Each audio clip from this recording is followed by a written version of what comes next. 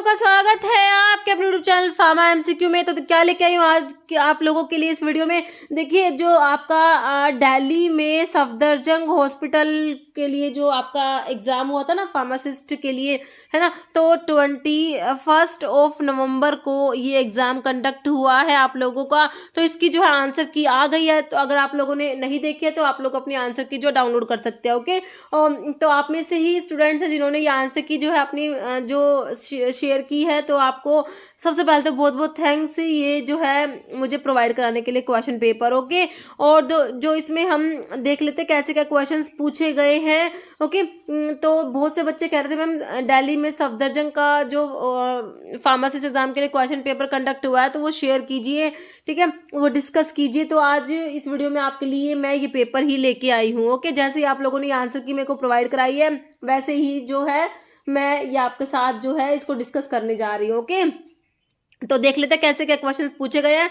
Okay, तो इसमें start करते हैं। देखिए, इसमें जो है सारे क्वेश्चन देख लेते हैं, इसमें जनरल वाले भी देख लेते हैं। ओके, फिर बाद में क्योंकि आप लोग कहेंगे मैम जनरल वाले क्वेश्चंस भी दिखाइए, तो जनरल भी देख लेते हैं और सारे फार्मेसी के भी देख लेंगे। और इसके जो आंसर है मैं आपको ना इसकी जो आंसर देखिए इसमें जो ऐसे लिखा हुआ है करेक्ट आंसर, इसके अकॉर्डिंग ही आप लोगों को आंसर बताऊंगी। ओके, किसी भी क्वेश्चन में डाउट होता तो आप कमेंट करके जरूर बताना, फिर हम उसको डिस्कस कर लेंगे। ओके, तो अभी देख लेते हैं फर्स्ट क्वेश्चन हमारा। देखिए फर्स्ट क्वेश्चन क्या है।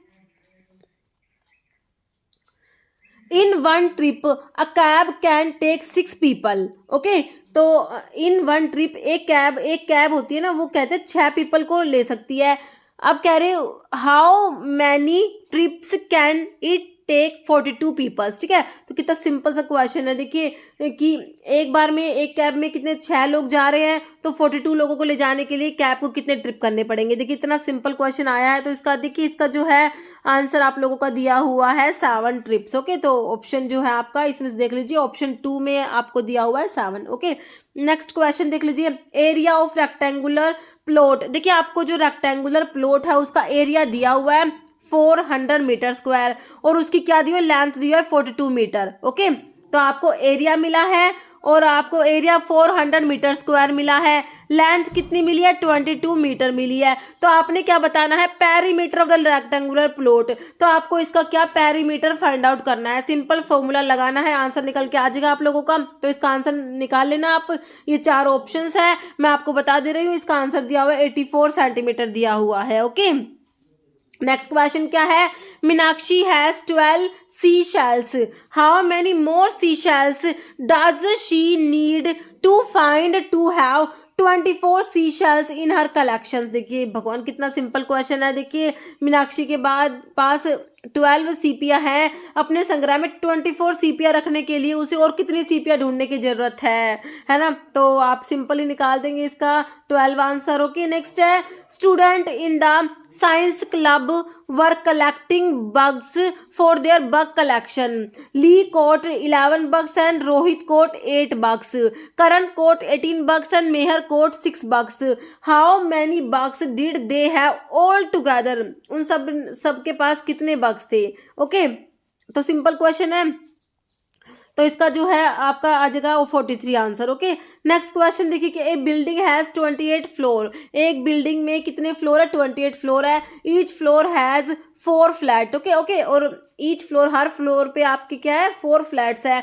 टोटल नंबर ऑफ फ्लैट्स पूछा हुआ है। ओके, तो ये भी सिंपल आपका क्वेश्चन है, तो इसका जो निकाल लेना, इसका आंसर 112 आ जाएगा। नेक्स्ट क्वेश्चन क्या है। If the difference between 85% and 48% of a number is this. 314.5 लिखा हुआ है, then what is the number. Okay, तो आपको नंबर फाइंड आउट करना है क्या होगा। ये 4 ऑप्शंस आप लोगों के पास दिए हुए हैं, 306, 850, 118 है, 334। ओके, तो आपका जो आंसर दिया हुआ है इसमें 850 दिया हुआ है। ओके, नेक्स्ट क्वेश्चन है हु इज एल्बर्ट आइंस्टाइन। तो एल्बर्ट आइंस्टाइन कौन थे। ओके, एक्टर है, स्पोर्ट्स पर्सन, साइंटिस्ट या इकोनॉमिस्ट। तो ये साइंटिस्ट थे, ऑप्शन आपका C3 हो जाएगा साइंटिस्ट। नेक्स्ट है where is the gateway of India located. तो गेटवे ऑफ इंडिया कहाँ है, दिल्ली, मुंबई, जयपुर या उत्तर प्रदेश। तो कहाँ पर है, मुंबई में है। नेक्स्ट है which state has the highest literacy rate in India in 2023। Okay, देखिए दिल्ली, महाराष्ट्र, तमिलनाडु, केरला। तो इसका आंसर क्या है, केरला। नेक्स्ट है which kind of triangle has two equal side, कौन से टाइप की ट्राइंगल की जो है दो साइड्स इक्वल होती है ना, आइसोसील ट्राइंगल है, इक्विलेटरल ट्राइंगल, सील ट्राइंगल है, नन। तो आपका जो आइसोसील ट्राइंगल होता है ना ऑप्शन 1 राइट हो जाएगा। ओके, नेक्स्ट है who is the current chief minister of Delhi in 2023। देखिए भगवंत मान दिया है, अरविंद केजरीवाल, राघव चड्ढा या अमित शाह। तो ये है अरविंद केजरीवाल। नेक्स्ट है देखिए which of these materials is used in pencils. तो पेंसिल्स को बनाने में पेंसिल्स किसकी बनी होती है, सिलिकॉन, ग्रेफाइट, जिंक या मैग्नीशियम। तो ग्रेफाइट की बनी होती है ना, बिल्कुल सिंपल है। Next which will come in place of question mark from the given answer figure. Okay, तो ये आपको देखिए क्वेश्चन मार्क यहाँ पर दिया हुआ है, तो यहाँ पर बताना है कि ये आपको ये 4 फिगर दिए इनमें से कौन सा फिगर आएगा। ओके, तो ये बता दीजिए इसमें जो है कौन सा फिगर आना है, ए, बी, सी या डी। तो दिखाऊं आपको आंसर क्या दिया हुआ है, इसका ऑप्शन जो है डी दिया हुआ है। ओके, नेक्स्ट है question, there are some statements given below, choose the correct option for the following question based on given statements. Question है हु इज टॉलेस्ट, स्टेटमेंट्स दी हुए हैं D is taller than A and E. ठीक है, जो D है वो taller है ए से और सी से। फिर क्या है स्टेटमेंट 2 में क्या है, बी जो है वो शॉर्टर है than E but taller than D. तो इसको आप मतलब निकाल लेना। तो इसका जो है आंसर दिया हुआ है क्या, इसका जो है इस टाइप से है कि statement 1 is sufficient while statement second alone is not, statement second alone is sufficient while statement 1 alone is not, both statement 1 and 2 are sufficient या नन। तो इसका जो है आंसर दिया हुआ है both statement 1 and statement 2 are sufficient. Okay, next question क्या, Amar is 3 year older to Binita and 3 year younger to Kundan while Binita and Deepali are twins, how many years older is Kundan to Deepali. Okay, तो इसको कैलकुलेट कर लेना। ऑप्शंस में 12 years, 6 years, 7 and 4 years दिया, answer is 6 years। Okay, next question देख लीजिए, if A X B is equal to A plus B, A Y B is equal to A minus B, A M B is equal to A multiply B, A N B is equal to A divide by B. तो ये लिखा हुआ आपको। Okay, तो अब आपने ना इसे कैलकुलेट करना है, ये आपको दिया हुआ है 5m 4y 10x 5, ये दिया हुआ आपको। ओके, अभी ऑप्शन में आपको 0, 10, 15 और 30 दिया है, तो आंसर क्या दिया हुआ आपका 15। ओके, जैसे if the day before yesterday was Saturday, what day will fall on the day after tomorrow. देखिए वेडनेसडे है, संडे है, फ्राइडे या Thursday, answer is Wednesday. Okay, next question देख लेते हैं, directions, study the following information carefully, answer the question given below. Okay, 8 people OHUVID B and G are sitting around a circular table facing the center। Okay, तो sitting arrangement के ऊपर question I है। Okay, कह रहे O is sitting second to left of U and third to right of H, D and I are in immediate neighbor of each other and one of them is immediate neighbor of O, V is sitting second to right of B, G is sitting second to left of D। तो आपने इसको देख लेना, sitting arrangement के ऊपर question है। दिखा देती हूँ मैं आपको, इसको ऑप्शंस में 0 ये O B G U दिया है, तो आपको मतलब ये बताना है कि इसमें विच of the following person sitting between H और V के बीच में कौन सा पर्सन है, तो आंसर में दिया हुआ है G। ओके, नेक्स्ट क्वेश्चन देख लेते हैं। अभी हमारे फार्मेसी के क्वेश्चन शुरू हो गए। ओके, तो जिनको सिर्फ फार्मेसी के देखने हैं तो वो इतना पार्ट स्किप करके यहाँ से भी वीडियो देख सकते हैं। तो देखिए विच of the following is the pressurized doses form in which liquid or solid drugs are dissolved or suspended in gas। तो pressurized doses form देखते ही हमने समझ जाना किसकी बात हो रही है, एरोसोल्स की बात हो रही है।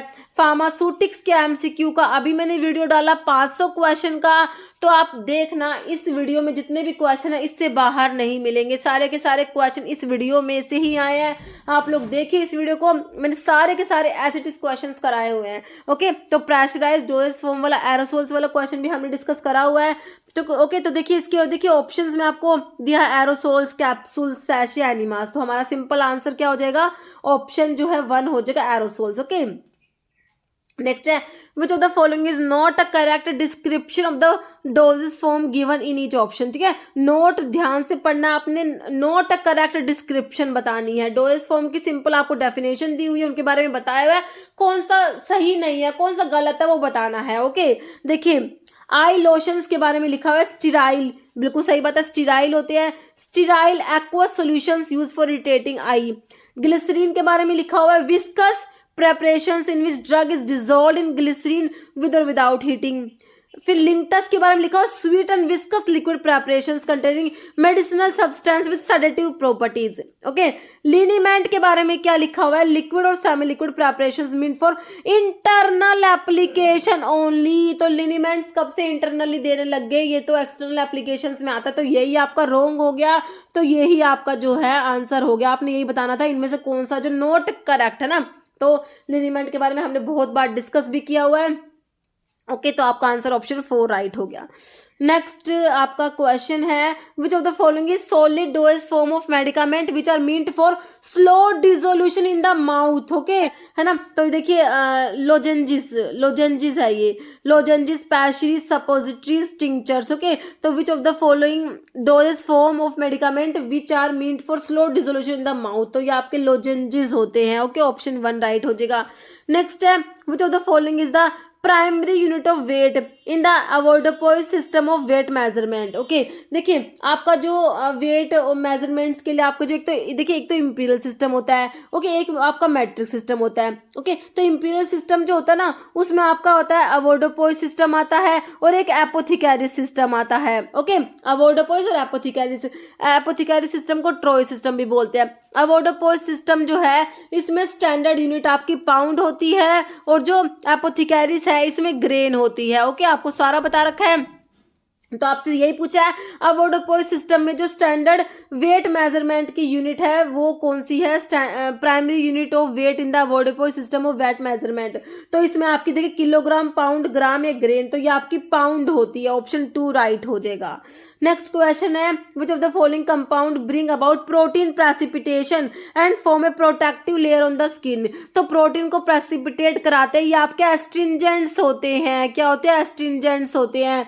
तो आपका जो है ऑप्शन 1 में ही एस्ट्रिंजेंट्स दिया, बाकी फंजीसाइड्स दिया है, जर्मिसाइड्स और सैनिटाइजर। आंसर हमारा ऑप्शन 1 हो गया एस्ट्रिंजेंट्स। नेक्स्ट है which of the following is not a property of boric acid. देखिए बोरिक एसिड की प्रॉपर्टी कौन सी नहीं है ये आपने बतानी है। देखिए it is colourless and odourless, it is slightly acidic और bitter in taste, it is not soluble in water and alcohol, या फिर its 1.9% solution in water is isotonic with serum. तो बोरिक एसिड का 1.9% जो है आइस्टोनिक होता है, बिल्कुल सही लिखा हुआ है। तो आपका जो आंसर हो जाएगा ये ऑप्शन जो है 3 हो जाएगा, it is not soluble in water and alcohol. Okay, next question which of the following option is not related to hydrogen peroxide. तो इनमें से कौन से ऑप्शन है जो H2O2 जो होता है हाइड्रोजन पेरोक्साइड से रिलेटेड नहीं है। नोट देखिए ऑप्शन में it is a strong antiseptic, it is used for bleaching of hair, it is an effective antidote for cyanide poisoning, it is compatible for most of the organic solvent। तो इसका answer लिखा हुआ it is compatible with most of the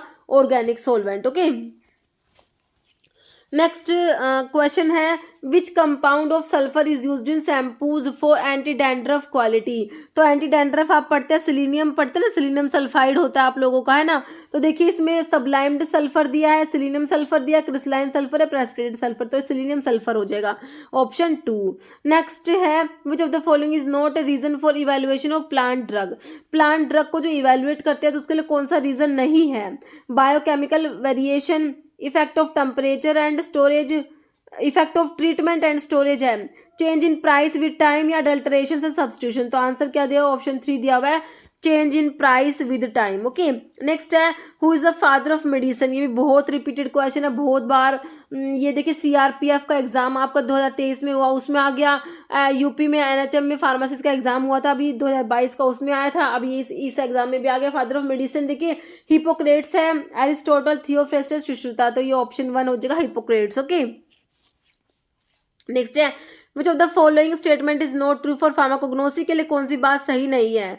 देखिए pharmacognosy is a study of structural, physical, chemical and biological characters of crude drug, synthetic drug also come under its scope. तो इसमें synthetic drug को study नहीं करते, आपका option तो वैसे 2 ही right हो जाएगा। Most crude drug come under plants, a pharmacognosy expert should knowledge of pharmacology as well. ठीक है, सारी बातें सही है, बाकी जो आंसर लिखा हुआ है synthetic drug also come under its scope. Okay, next है which of the following is not a drug sourced from animal. तो इनमें से कौन सा ड्रग है जो एनिमल से जो है ऑब्टेन नहीं होता, not a drug sourced from animal. तो ये क्वेश्चन देखिए, एमपी का जो अभी 2023 में फार्मासिस्ट का एग्जाम हुआ था ना, as it is same to same ये का एक क्वेश्चन उसमें पूछा हुआ था और यही क्वेश्चन इसी में भी आ गया। देखिए ऑप्शंस भी सेम है, आप लोग देखना, मैंने अभी ना फार्माकोग्नोसी के एमसीक्यूज की सीरीज स्टार्ट कर रखी है। ओके, तो उसमें ना 149 नंबर पे मैंने ये क्वेश्चन डिस्कस कर रखा है, आप लोग देखना उसको वीडियो को। ओके, फार्माकोग्नोसी के 25 एमसीक्यूज हम लोग डिस्कस कर रहे हैं। ओके, तो आपको ये उसमें उस सीरीज में मिलेगा। ये 149 नंबर पे ये क्वेश्चन है, एमपी 2023 में पूछा हुआ है फार्मासिस्ट के एग्जाम में। तो कौन सा है जो नॉट एनिमल से जो है ऑब्टेन नहीं होता। देखिए जिलेटिन दिया, कोड लिवर ऑयल दिया है, एस्बेस्टोस, बीजवैक्स। तो एस्बेस्टोस जो है ना मिनरल, जो आपके किस में आता है, मिनरल सोर्स में आता है। तो आपका आंसर ऑप्शन 3 हो जाएगा, एस्बेस्टोस है ना।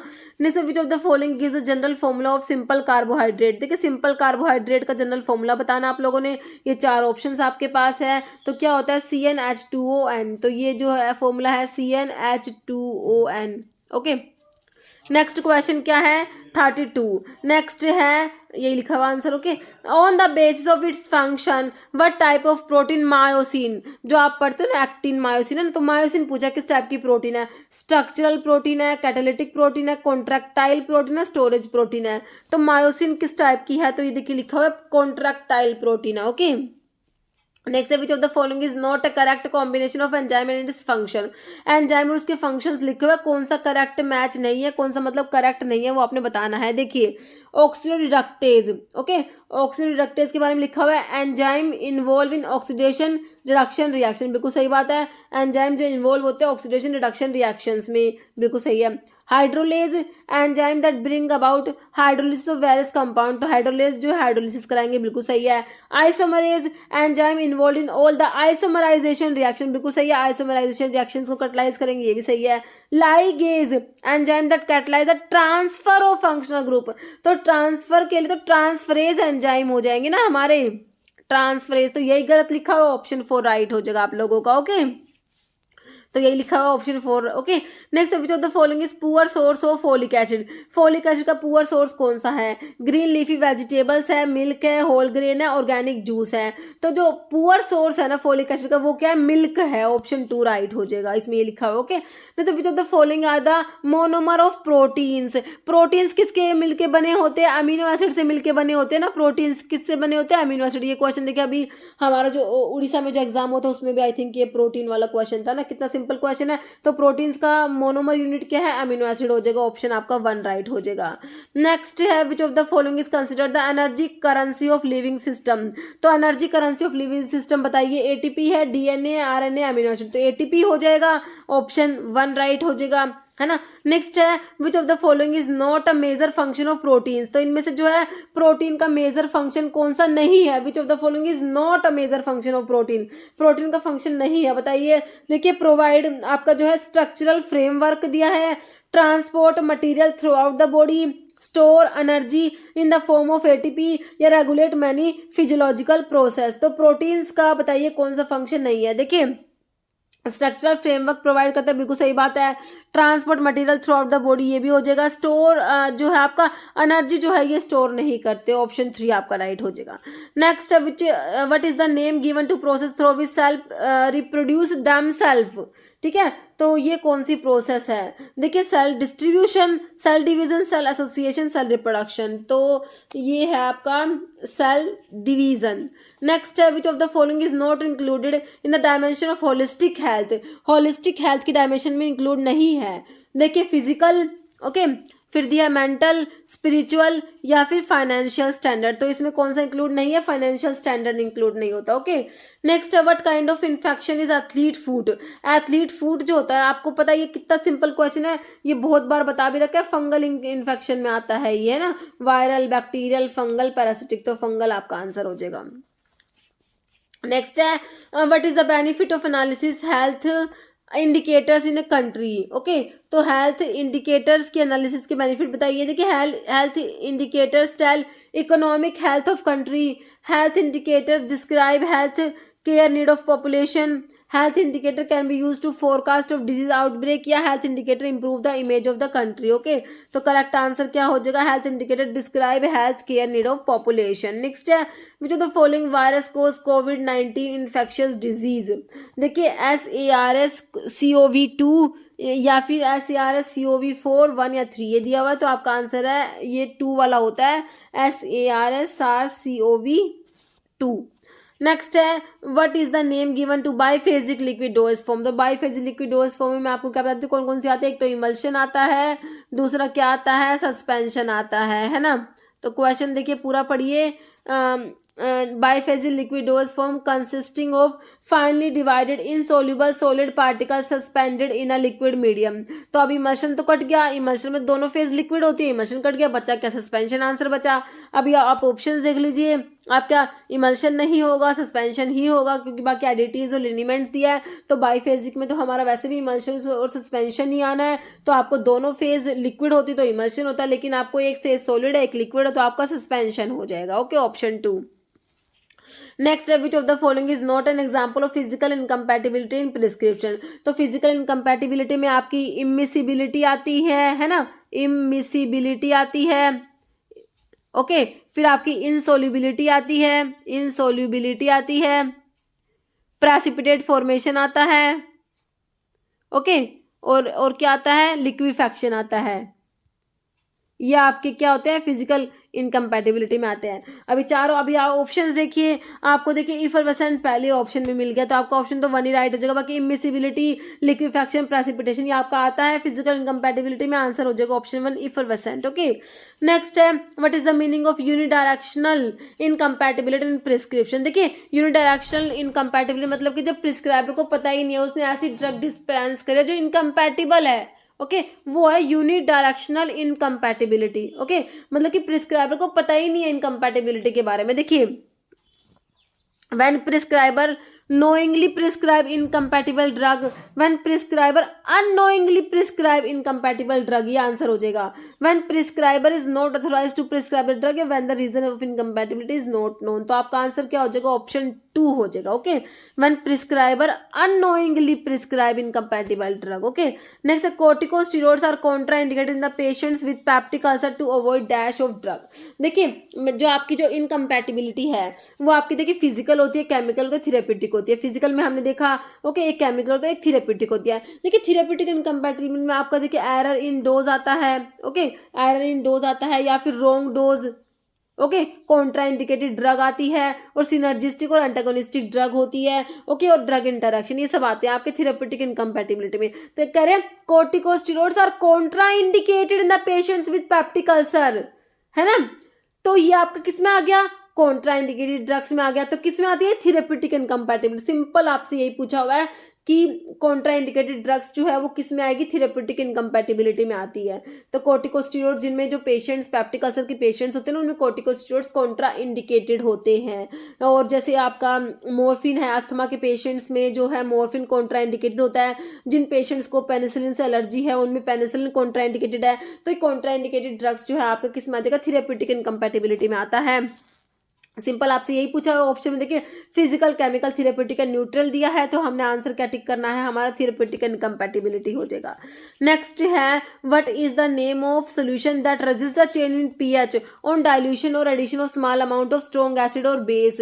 तो ये आपके बफर्स होते हैं ना, तो जो रजिस्ट करते हैं चेंज इन पीएच, है ना। तो आपका देखिए ऑप्शन देखिए, isotonic solution, buffer solution, homogeneous solution, heterogeneous. तो हमारा आंसर क्या हो जाएगा, ये बफर सोल्यूशंस होते हैं। ओके, नेक्स्ट है, which of the following is not a mineral acid.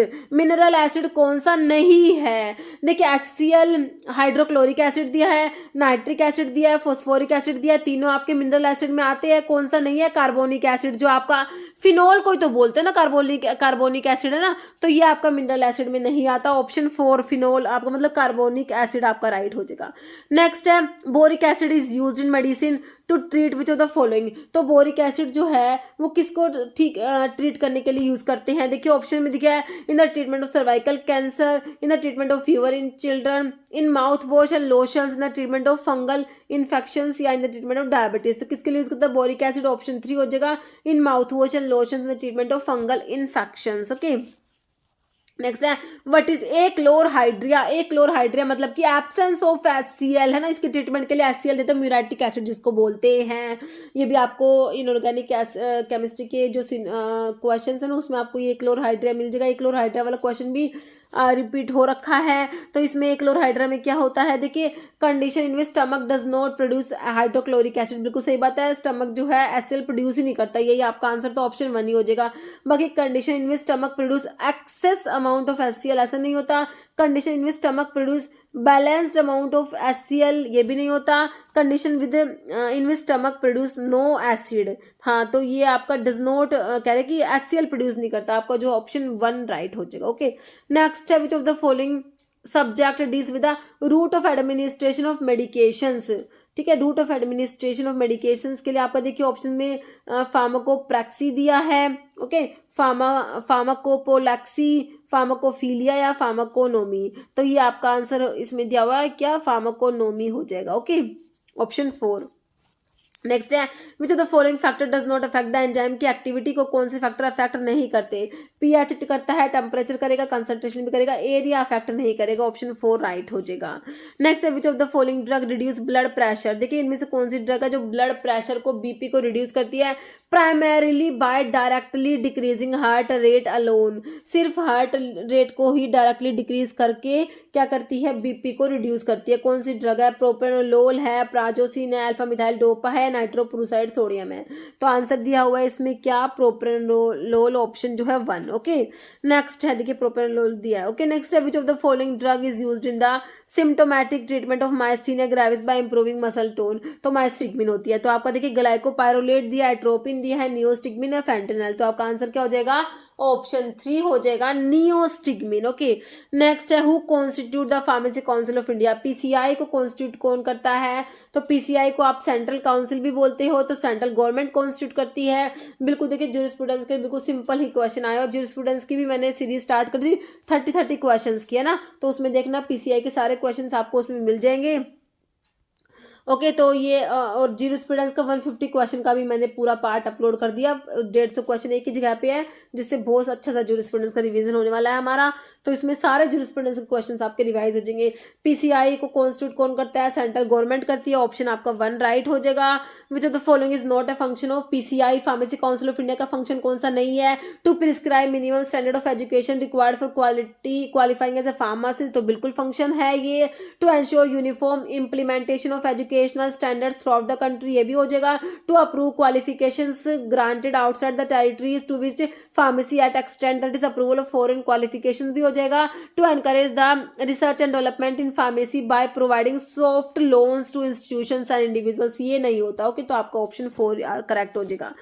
Okay, यही लिखा हुआ है उसमें। ओके, नेक्स्ट है who maintain the central register of pharmacist. तो सेंट्रल रजिस्टर को कौन मेंटेन करता है? PCI, pharmacy council of India तो मेंटेन करती है ना, तो PCI दिया आपको ऑप्शन 4 में दिया है। ओके, नेक्स्ट है which of the following is not a banned substance in sports में बैंड सब्सटेंस नहीं है? Steroids, beta blockers, paracetamol, diuretics. Answer is paracetamol, option 3।